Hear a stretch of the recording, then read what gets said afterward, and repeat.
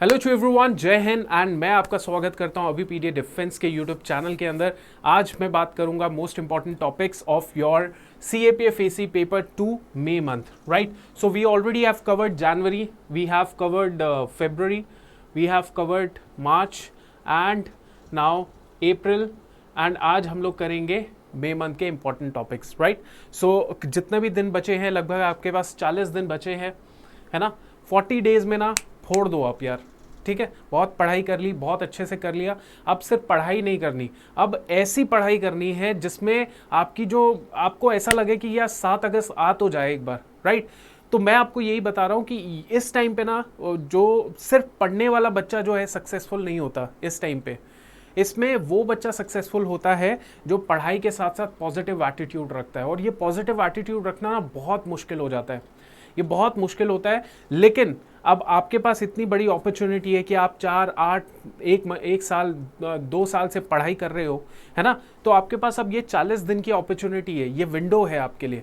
इस विंडो के अंदर कम से कम 8 घंटे daily with full of your positive attitude you will do miracle on 7th अगस्त। और मैं आपको यही कहता हूँ, मैं स्टार्टिंग से ही बोलता आया हूँ कि यार ये जो CAPF असिस्टेंट कमांडेंट का जो प्रोसेस है, इस प्रोसेस में है तो 4-5 स्टेप, लेकिन मेरे हिसाब से जो बच्चा पहले स्टेप के अंदर मतलब रिटन में फाड़ के आएगा पेपर, मतलब बढ़िया फोड़ के आएगा पेपर, उसके बाद मैं आपको इंश्योर कर दूंगा कि यार the rest will be your cake walk, right? तो उसके बाद केक वॉक मान के चलो। लेकिन बस इस 40 दिन के अंदर अपनी पूरी शक्ति के साथ मेंटल और फिजिकल, क्योंकि फिजिकल आपकी फिजिकल भी आपको एकदम सक्षम रहना है, आपने कोई फिजिकल टेस्ट नहीं देना, लेकिन वो जो 8 घंटे बैठने का होता है और 5 घंटे पेपर देने का है, उसमें आप पूरा अपने आप को सक्षम करें, फिजिकली आपको एक्टिव रहना है।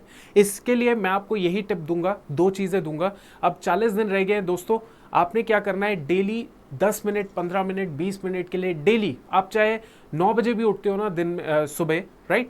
9 बजे भी उठते हो, वैसे नहीं उठना चाहिए लेकिन उठते हो, ठीक है? चलो 12 बजे सो गए, 9 बजे उठ गए, या 1 बजे सो गए, 9 बजे उठ गए, है कि नहीं?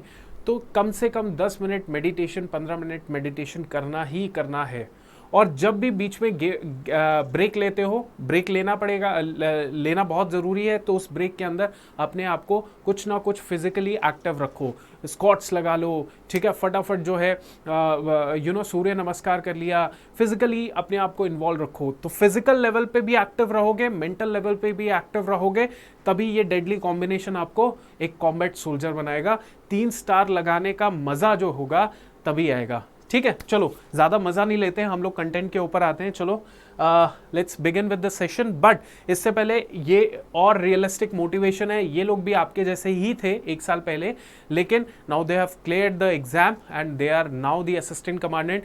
मेरे को बहुत अच्छे से याद है, मैंने लीला कुमारी का एक स्टेटस देखा, ठीक है? और उस स्टेटस में क्या है, एक नेम प्लेट लगी हुई है, लीला कुमारी, नीचे असिस्टेंट कमांडेंट CISF लिखा है। मेरे को बहुत अच्छा लगा, मैंने कमेंट किया।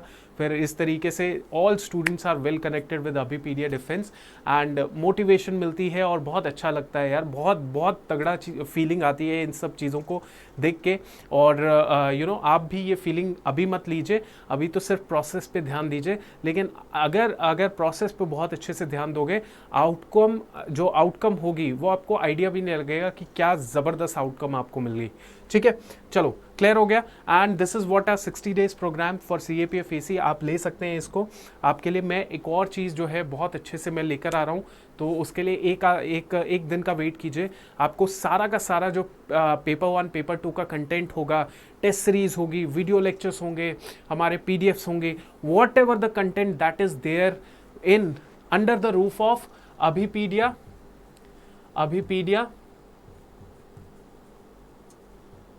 CAPF कैटेगरी, वो आपको मिलने वाला है बहुत जल्द। जो भी कंटेंट होगा for the next upcoming exam, वो आपको इस अभिपीडिया CAPF रूफ के अंदर सब कुछ मिलने वाला है, बहुत ही इकोनॉमिकल प्राइस के अंदर, ठीक है? चलो ये सब चीज़ें रहने देते हैं, अभी हम लोग मुद्दे के ऊपर बात करते हैं। The first topic that you have to keep in mind is bringing down oil imports bill. So आपको पता है ऑयल इंपोर्ट का जो बिल होता है वो हमारा बहुत ज़्यादा होता है और इसकी वजह से हमारा जो बैलेंस ऑफ पेमेंट है, करंट अकाउंट है, वो थोड़ा हिल डुल जाता है। कोविड के टाइम पे क्या हुआ, कोविड के टाइम पे ये ऑयल इंपोर्ट बिल जो है वो थोड़ा सा रिड्यूस हुआ, लेकिन अगेन ये अब आसमान छू रहा है। ठीक है, so what exactly the current scenario, इसके ऊपर काफ़ी रिपोर्ट्स आई हैं, काफ़ी कोशिश की जा रही है। तो ये न्यूज़ के अंदर था। क्या क्या इनिशिएटिव लिए गए हैं to cut down the crude oil import, है ना, क्या क्या इनिशिएटिव गवर्नमेंट ऑफ इंडिया ने लिए हैं, चाहे वो रिन्यूएबल सोर्स ऑफ एनर्जी पे ज़्यादा रिलाई करना है, चाहे वो आपने देखा होगा इथेनॉल ब्लेंडिंग, उसके ऊपर गवर्नमेंट का एक बहुत ज़्यादा कोशिश चल रही है कि उसको इस्तेमाल किया जाए। इसके अलावा आपको पता है कि जो फास्टर एडॉप्शन है, किसका फास्टर एडॉप्शन किसका है, इलेक्ट्रिक व्हीकल्स का, उसके लिए सरकार ने कई स्कीमें लॉन्च की हैं। What can be done to reduce the India's oil import dependence. उसके बाद how focusing on energy generation from wind can be helpful in this context. ठीक है, किस तरीके से एनर्जी जनरेशन जो विंड से की जा रही है वो इसको इस्तेमाल किया जा सकता है, and what could be the conclusion, right. तो इसको प्लीज़ आप ध्यान से इस टॉपिक को ज़रूर पढ़ लीजिएगा कॉम्प्रिहेंसिव तरीके से। नेक्स्ट हम लोग बात करते हैं इंडिया जापान रिलेशन। आईआर का बड़ा ही इंपॉर्टेंट टॉपिक है इंडिया जापान रिलेशन, क्योंकि अभी रिसेंटली इंडिया और जापान के बीच में 70वीं एनिवर्सरी जो है फ्रेंडशिप की, पॉलिटिकल जो रिलेशनशिप स्टैब्लिश हुए हैं उसके 70 साल पूरे हुए हैं, राइट। सो इसीलिए जो जापान के प्राइम मिनिस्टर है वो इंडिया में उन्होंने विजिट किया, ऑफिशियल विजिट किए। उसके बाद we are going to talk about investment by the Japan, sustainable development initiative जो दोनों देश आपस में मिलके उसको इम्प्लीमेंट कर रहे हैं। Japan and India digital partnership, इसके ऊपर भी डिस्कस होगा। क्लीन एनर्जी पार्टनरशिप के ऊपर डिस्कस होगा। Mumbai Ahmedabad high speed rail, इसके ऊपर भी डिस्कस आपको करना पड़ेगा। People to people engagement, Indo Pacific के ऊपर जो है ये किस तरीके से इनकी वो स्ट्रैटेजी है उसके ऊपर भी है important point. Terrorism challenges in India Japan relation and future course of action, India Japan relationship, understand, ये क्लियर हो गया। उसके बाद है प्रिजन रिफॉर्म्स। प्रिजन रिफॉर्म्स की बात करें तो ये टॉपिक आपको 3-4 साल से न्यूज़ के अंदर चल रहा है, क्योंकि MOP that is modernisation of prison project ये इम्प्लीमेंट हो चुका है। इसके ऊपर और ज़्यादा फंडिंग लाई जा रही है। ऑब्जेक्टिव क्या है, नीड क्या है प्रिजन रिफॉर्म्स की, एंड इम्पॉर्टेंट रिफॉर्म मेजर्स जो अभी तक लिए गए हैं उसकी बात चल रही है, एंड द अल्टीमेट कंक्लूजन क्या है उसकी बात चल रही है। ठीक है, तो प्रिजन रिफॉर्म क्लियर हो गया। उसके बाद हम लोग बात करते हैं localisation of sustainable development goal. तो इसके ऊपर बहुत ज़्यादा इंडियन गवर्नमेंट जो है एम्फसाइज कर रही है कि localisation of sustainable development goals के ऊपर, राइट, कि इसको जो है लोकलाइज किया जाए। तो SDG का मतलब क्या होता है, लोकलाइजेशन ऑफ SDG क्या है, सस्टेनेबल डेवलपमेंट गोल क्या है, importance of localisation of sustainable development goals in the Panchayati Raj institutions क्या है।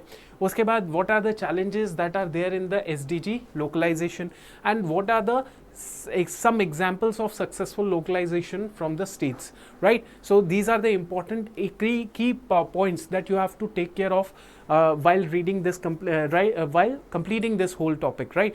कि sustainable development goals को किस तरीके से हम लोग बेहतर implement कर सकते हैं। गवर्नमेंट ऑफ इंडिया बहुत emphasize कर रही है इसको localize कर दिया जाए। ठीक है, तो इस टॉपिक को हमने बहुत अच्छे से कवर किया हुआ है, आप भी ज़रूर इसको कवर कर लीजिएगा। नेक्स्ट हम लोग बात करते हैं रिपोर्ट के ऊपर। सो रिपोर्ट टॉपिक की बात करें तो disturbed areas under the AFSPA to be reduced in 3 north eastern states. ठीक है, सो ये जो AFSPA है ये एक ऐसा है टॉपिक, कन्वेंशनल टॉपिक है, तो हमें इसको पढ़ना ही पड़ेगा। लेकिन इसको मैंने रिपोर्ट के अंदर इसीलिए किया क्योंकि AFSPA पे आज तक जो है आपको इतना स्ट्रेट फॉरवर्ड सवाल नहीं पूछा गया। इससे आर्ग्यूमेंट में पूछा गया, इंटरव्यू के लिए बड़ा कीमती सवाल है ये।